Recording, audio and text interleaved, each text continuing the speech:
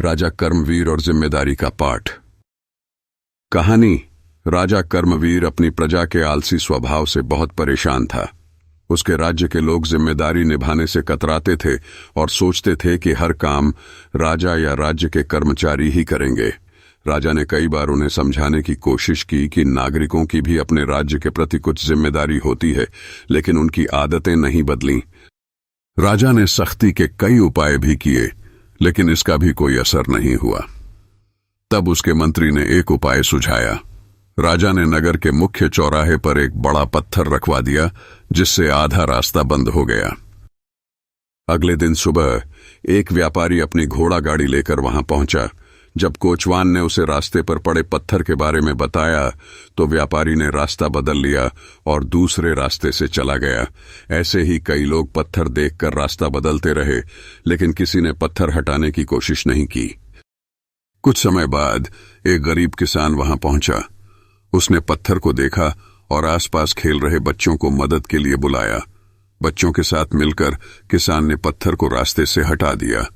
पत्थर हटाने पर वहां एक कागज मिला, जिस पर लिखा था, इसे राजा के पास ले जाओ। किसान उस कागज को लेकर राजा के पास गया। राजा ने उसकी मेहनत और जिम्मेदारी को देखकर उसे भरपूर इनाम दिया। यह बात पूरे राज्य में फैल गई। अब हर कोई ऐसे कार्य करने के लिए प्रेरित होने लगा, क्योंकि उन्हें उम्मीद थी कि मेहनत का उन्हें इनाम मिलेगा। धीरे धीरे राज्य के लोग जिम्मेदार बनने लगे और यह उनकी आदत बन गई। इसी तरह अपराध के क्षेत्र में भी समस्या यह थी कि बड़े अपराधियों को अक्सर राजनीतिक संरक्षण मिल जाता था, जिससे उन्हें सजा नहीं मिल पाती थी। उत्तर प्रदेश के मुख्यमंत्री योगी आदित्यनाथ ने चाणक्य नीति का सहारा लिया। उन्होंने प्रदेश के सबसे बड़े 100 अपराधियों की सूची बनवाई और सबसे पहले उन्हें सजा देने का अभियान शुरू किया। इस नीति का असर यह हुआ कि अपराधियों में डर फैल गया और सभी अपराधी अपने नाम को उस सूची से बचाने की कोशिश करने लगे। धीरे धीरे अपराध और उपद्रव की घटनाएं कम होने लगीं। कहानी से शिक्षा।